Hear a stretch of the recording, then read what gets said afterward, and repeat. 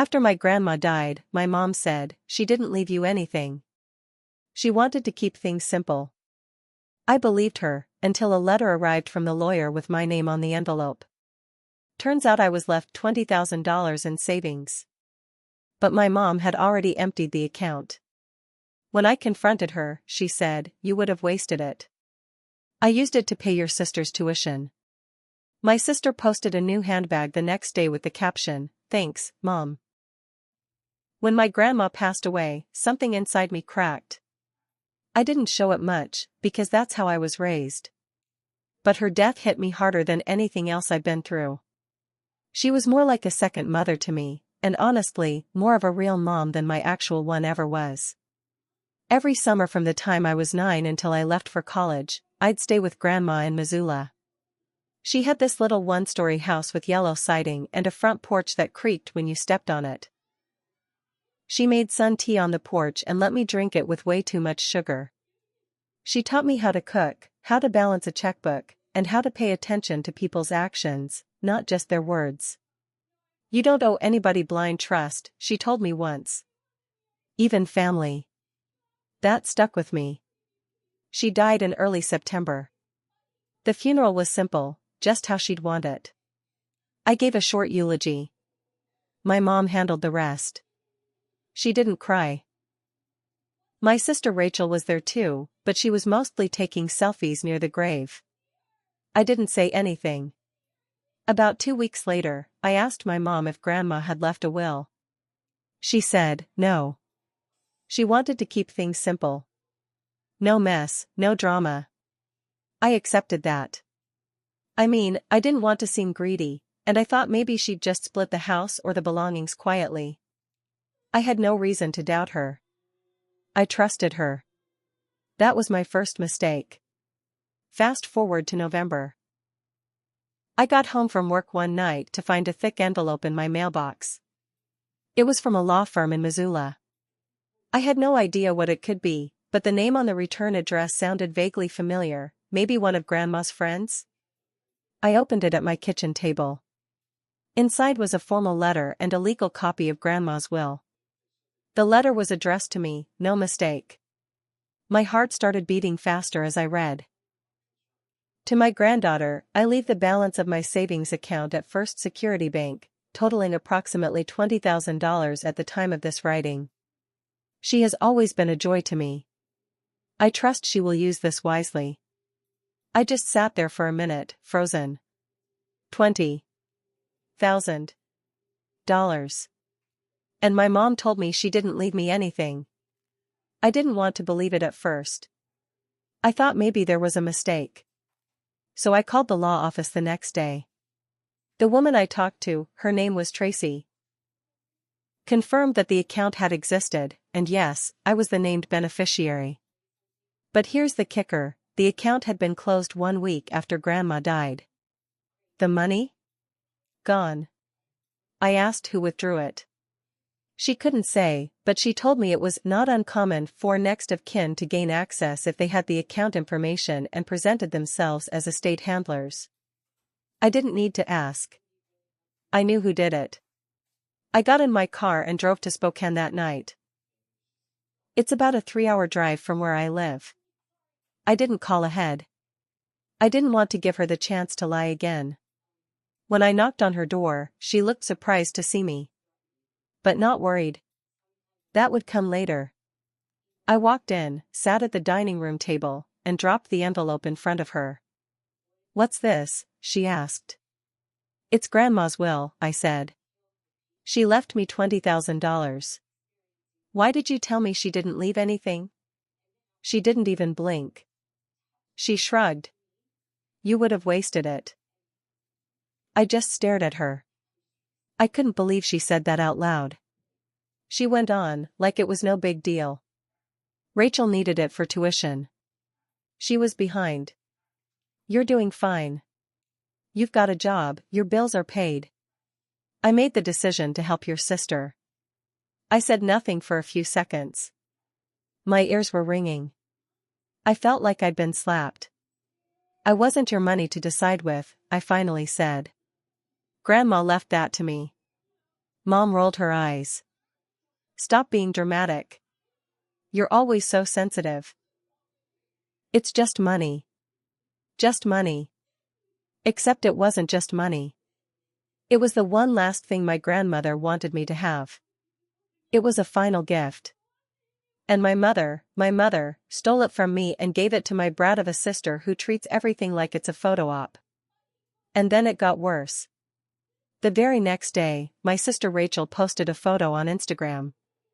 She was holding a brand new designer handbag in a restaurant in Seattle, grinning like a child on Christmas. The caption? Thanks, Mom 2 hearts #blessed. I almost threw my phone. Rachel never went back to school. There was no tuition. She spent that money on bags, drinks, fake nails, and God knows what else. My mom covered for her because she always did. Rachel could lie, cheat, fail, and somehow she was still the favorite. I didn't sleep that night. The anger kept me up. But I wasn't going to yell. I wasn't going to scream. I was going to make them regret underestimating me. I started quiet. That's the thing about people like my mom, they never expect the quiet ones to do much. They expect anger, a tantrum maybe. What they never expect is planning. I got a copy of the account's final statements from the lawyer. They couldn't give me everything without a court order, but I got enough. Enough to show that the money left Grandma's account in 2 withdrawals, both done in person. Both within 10 days of her death. Both signed with my mom's name. That was fraud. Plain and simple. But I didn't go to the police, not yet. First, I called my Uncle Jim, Grandma's other child, my mom's older brother. He lives out in Helena and keeps to himself, but he loved Grandma. We hadn't talked much in years, but when I told him what happened, there was this long silence on the phone. Then he said, "She took it from you?" "Yeah. I'm driving down." He showed up the next morning. We met at a diner just off I-90. He looked tired, older than I remembered. He sat across from me, sipping black coffee while I spread out the paperwork and explained everything. When I got to the part about Rachel's Instagram post, he clenched his jaw so tight I thought he'd crack a tooth. "She always was like this," he said finally. "Even when we were kids. Always thought the world owed her something." He told me stories I'd never heard, how she once forged their dad's signature on a loan. How she nearly got arrested for writing bad checks in her 20s. How Grandma bailed her out every time. "You're not the first person she's stolen from," he said. "But you're going to be the last." We came up with a plan. Jim knew a probate lawyer in Helena. We got her on board, and she helped me file a petition to contest the estate settlement. It wasn't easy, it took months, but we gathered everything. Grandma's original will, bank records, proof of my identity as the named beneficiary, and most importantly, a written statement from the bank manager who had helped close the account for my mother. Turns out, Mom showed up crying at the bank, saying she was the only living heir, and needed the money for funeral costs. She even brought in a fake updated will she typed herself. No notarization. No legal review. The bank took her word. And because it was under $50,000, the estate didn't go through formal probate. She slipped right through. That's what made it possible for her to do what she did. But once I filed the challenge, everything got dragged back into the light. I didn't warn her. She got served with the notice 3 weeks later, at her job. I'll admit, that part felt good. She called me that night, furious. "You're tearing this family apart." "No," I said calmly. "You did that. I'm just cleaning up the mess." She hung up on me. Rachel texted me next, "Are you seriously suing Mom over some old money? You're pathetic." I didn't reply. I took screenshots instead. Then came the smear campaign. Mom told everyone in the family I was trying to steal money. That I was greedy. That Grandma never meant for me to have anything, and I'd forged the will. But Grandma's lawyer testified.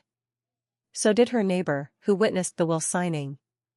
So did the bank manager, reluctantly, but honestly. The best part? Uncle Jim testified, too.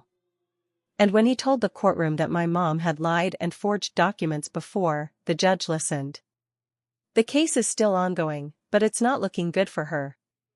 Last week, I got a call from Rachel. She was crying. They're freezing Mom's accounts, she sobbed. She might lose the house. I didn't say anything. She went on, please. You're ruining her life. She stole mine, I said. Tell her to sell the handbag. Click. The next few weeks were oddly quiet. Too quiet. I knew my mom wasn't the type to just roll over. She was a fighter, but not in a noble way. More like a cornered animal, dangerous, unpredictable, and desperate. So I waited, kept my head down, kept working with the lawyer, and stayed in contact with Uncle Jim. Then something strange happened. I got a call from a man who said he was with Child Protective Services. My stomach dropped. I don't have kids, so at first I thought he had the wrong number. But then he asked about my workplace, my address, and if I had ever been involved in any legal issues involving children. No, I said slowly.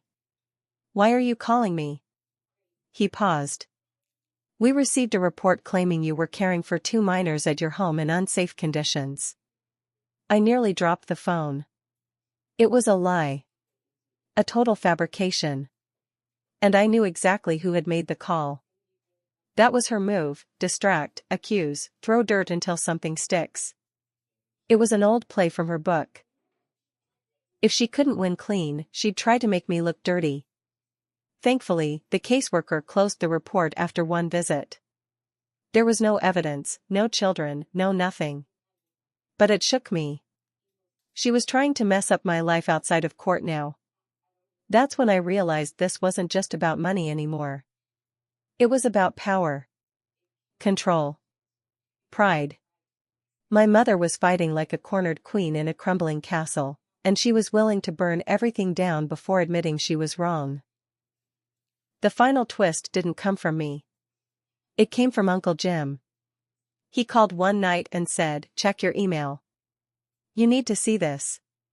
He'd been doing some digging on his own. Talking to old family friends, even going through Grandma's storage unit that Mom had forgotten about. What he found was big. There was a safe deposit box key. And inside that box, at the bank in Missoula, was something that changed everything. It was a handwritten letter from Grandma, sealed in an envelope, addressed to me. Not typed. Not copied. Handwritten. Inside, she wrote, "If you're reading this, it means I'm gone. I know your mother, and I know what she's capable of. That's why I left this letter in the box, not the house. I've seen her lie, cheat, and cover up things she doesn't want the world to see. You were always the honest one. I hope this helps you protect what's yours." She included a list of personal belongings she'd promised me, things I never saw again after the funeral. Her wedding ring. A photo album. And most importantly, a small ledger notebook, where she had written down every account number, every password, every intention for how her money should be divided. That ledger proved beyond all doubt that the $20,000 was mine. It also showed something else. There was another account. A hidden one. It had over $80,000 in it. Grandma never mentioned it in the will, probably because she didn't trust my mom not to find a way to take it. And she didn't. Because the account was in Jim's name, to be held in trust for me. I was stunned. Uncle Jim said, "She didn't want your mom to know. She told me if anything happened to the other account, at least you'd have something to fall back on." It was like being handed a lifeline after months of drowning. Now I had proof, money, and something even stronger, leverage. And I wasn't done yet. I sat with it for a few days. The letter. The hidden account. The ledger. Everything. I had what I needed to finish this. But part of me hesitated. Not out of kindness. That part of me had died the day I learned my mom had stolen from me and smiled while doing it. I hesitated because I knew what was about to happen would leave a scar on everyone. And I was okay with that. I called my lawyer and gave her the new documents. She lit up. Said this would crush any defense my mother had left. Between the ledger and the bank statements, there was no question. My mom had committed fraud, and she had done it knowingly. We filed to reopen the estate entirely. Not just for the $20,000, but for damages. Emotional distress. Fraud. Theft. Legal fees. The whole thing. I sued my mother for $87,000. It blew up fast. Court dates were set. My mom tried to delay, but her lawyer dropped her halfway through. Said she wasn't cooperative. I wasn't surprised. She never did well when she wasn't in control. Rachel called me again. This time she wasn't crying. She was angry. "You're disgusting," she hissed. "You're tearing our family apart over some stupid dead woman's money." I laughed. She was our grandmother, Rachel. And she left that money to me. Your mom stole it. That makes her a criminal. And you? You're just the idiot who flashed it all over Instagram. Go to hell, she said, and hung up. Final hearing day came. I stood in court, calm as ever. My mom showed up looking like she hadn't slept in weeks. Her makeup was too heavy, like she was trying to paint on some version of herself that didn't look guilty. Uncle Jim sat behind me. Quiet, steady. My rock. When the judge asked my mom if she had anything to say, she stood up, looked me dead in the eyes, and said, "You always thought you were better than everyone. You think you deserve everything just because you were Grandma's little favorite. But you're nothing without her." Nothing. I didn't flinch. When it was my turn, I said one thing. I didn't steal from anyone. I just wanted what was mine. And maybe a little peace. The judge ruled in my favor. Every penny had to be repaid. The hidden account? Untouchable. Mine. The original $20,000?